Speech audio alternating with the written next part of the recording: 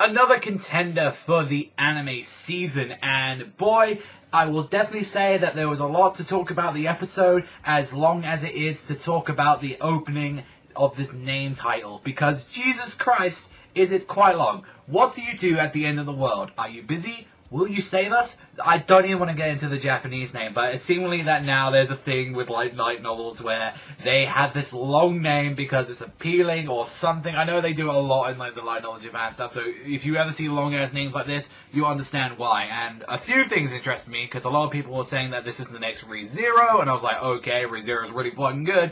And also as well, Satellite was behind this, which is a studio which I've seen quite a few things of their shows, and I've pretty much to the majority enjoyed everything like that they've kind of done. So I thought, okay, let's see what they've got in mind. And well, holy shit, the first like minute of this show was really dark, as it literally cuts to some girl completely covered, which her hair is blue, which is obviously the girl from like the intro and all that. From what we can see, her entire hair is turned crimson red.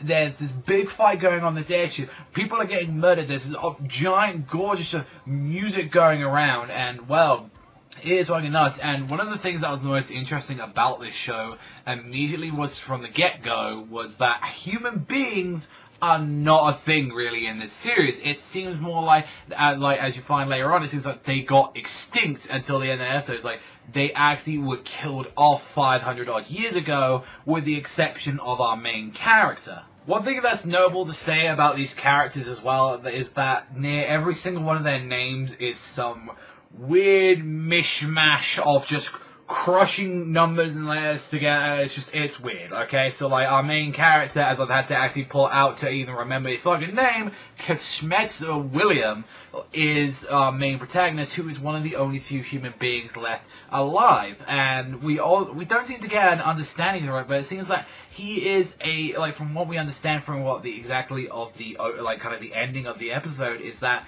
he has been alive for a good majority amount of years. Like, this is like 500 years back in the future, and he seems like he's kind of lost in the meantime. Like, he has no real goal in mind, and he happens to save this the main girl with the blue hair, like Kafali, I believe her name was, where she seems like she's getting outcast. Seems like everyone kind of treats her like trash. You don't know full kind of explanation on it, but it's just like, oh, you fucking scum, you're not like us, like animal beast like people, no, fuck you. And the fact that he's like, no, I'm gonna save you, and like, you know, and one thing that you learn very like, along the line is that she's actually looking after like a bunch of these children alongside with this maid, who I believe she was like sort of like some sort of ogre or something, but where she was like, oh, I promised not to eat children, like, and I'm like, the way how it was set up was like, and I know I'm not doing this like episode review very much like, yeah, like, you know, a lot of injustice and all that, because of the fact that a lot of things was happening, and especially with the intro of the opening, and it's like, it feels a lot more like how ReZero started up, where like the episode, I'm not gonna lie, the first episode is really fucking slow, and I feel like they added the first part of the episode to kind of give it a little bit more oomph to it, where it's like, oh,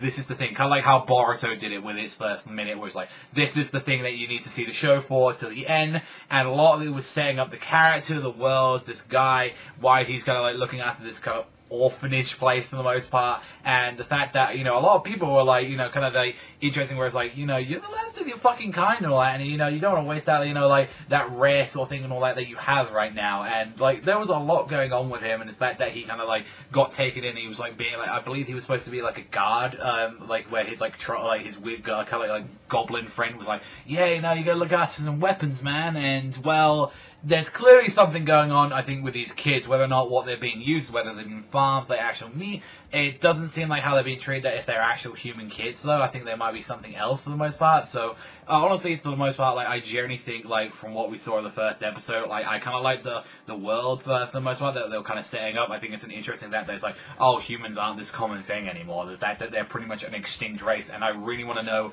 what the hell was this war, like, a couple of hundred years ago that caused them to go. So, if anything, what they're going to be setting up with this, I generally think that the kids are some kind of really fucked up kind of weapon or something that they're doing something to these kids where pretty much it's like, oh, it's a little bit suspicious that they're only here and like this weird maid is taking care of them. I generally think that there's something really messed up like going on with it, and the fact that I liked how the episode was more insinuating more fucked up things to like that was going to happen rather than going kind of balls to the wall and showing it to you. But the main reason honestly I wasn't interested in checking out this show in the first place is because of the simple fact I am tired of the magical world. Like, ever since, like, SEO opened up the floodgates of, like, let's be in an RPG world, like, and we have now actually had the genre isekai to go for all these fucking shows and all that. Trust me and all that, there are some real good ones that you get. You get your ReZeros every now and then, but with all the log horizons, etc., I am so really done with the isekai kind of like, I'm the one guy and I'm trapped in a magical world. I kind of want something else and all that, like whether or not it's structured real life or just something else. I'm tired of the magic thing. Like, ironically, there's too many fucking magic shows for the most part going on. But